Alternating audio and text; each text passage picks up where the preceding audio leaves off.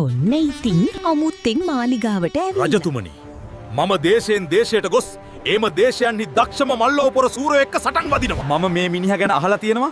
මෙයා කවදාවත් සටනක් පැරදිලා නෑලු. පැරදුන හැමෝම ගොඩක් අවාසනාවන්තයිලු. කවුද මෙහි සිටින දක්ෂතමයා?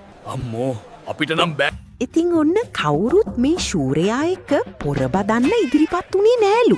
ඒ මහරජතුමනි, මම මේ පුද්ගලයා සමග සටන් කිරීමට කැමති. මේ මොන විහිළුවක්ද? අන්දරේ, ඔයාට ඇත්තටම ඕනේද? මට කරන්න බැරි වැඩක් මම කවදාවත් ගන්නෙ නැහැ. ඔහෙමනම් දවස් 3කින් සටන පැවැත්වෙනවා. ඔයා දෙන්නම මාලිගාව ඉඳලා සූදානම් වෙන්න.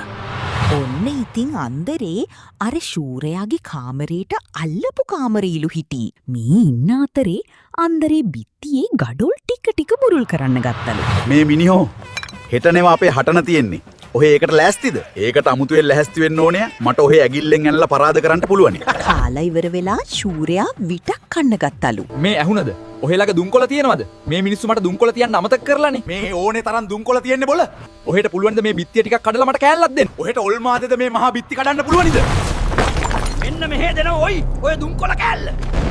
අනේ අන්දරේ, උඹ කොහොමද මේ මහා බිත්තිය කැඩුවේ? උඹ නම් සාමාන්‍ය මිනිහෙක් වෙන්න බෑ. අනේ මහා ලොකු ශූරයා. මේ වගේ පොඩි දෙයක්වත් කරගන්න බෑද ඔහෙට? ඉතින් හොද්දටම බයවුණු ශූරයා එළිය වැටින්නත් කලින් පැනලා ගියාලු. අන්දරේ, උඹේ නුවණින් රටේ ගෞරවය බේරුණා. අන්දරේ ජය වේවා! ජය වේවා! ශක්තියෙන් බැරි දේ නුවණින් පුළුවන්. ඉතින් මේ වගේ වීඩියෝ තවත් බලන්න මේ වීඩියෝ එකට රියැක්ට් කරලා තව කෙනෙක්ට බලන්න ෂෙයාර් කරලා අපේ චූටි කතා පිටුවත් ෆලෝ කරගෙන යන්න. එහෙනම් තවත් වීඩියෝ එකකින් හමු වෙමු.